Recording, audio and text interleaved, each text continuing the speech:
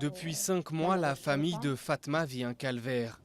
Le fils de 11 ans de cette habitante de Gaza, qui utilise un nom d'emprunt, a subi une agression sexuelle. 2 hommes proches de la famille l'ont emmené dans une maison abandonnée où ils lui ont retiré ses vêtements.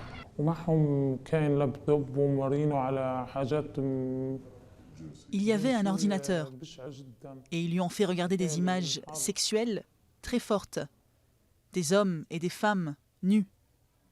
Il m'a dit qu'ils l'ont attaché.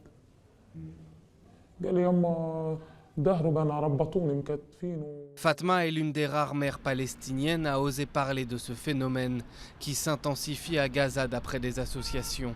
Les 2 agresseurs de son fils ont été arrêtés et seul l'un d'eux est toujours emprisonné.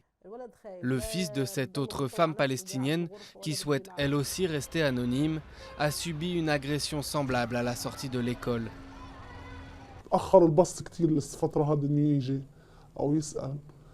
Son bus était très en retard.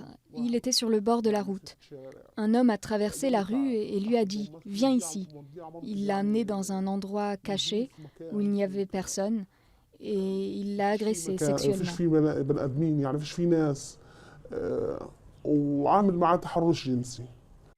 Selon une étude d'un centre de recherche palestinien, 75% des 693 enfants violentés dans les territoires palestiniens en 2 ans connaissaient leur agresseur.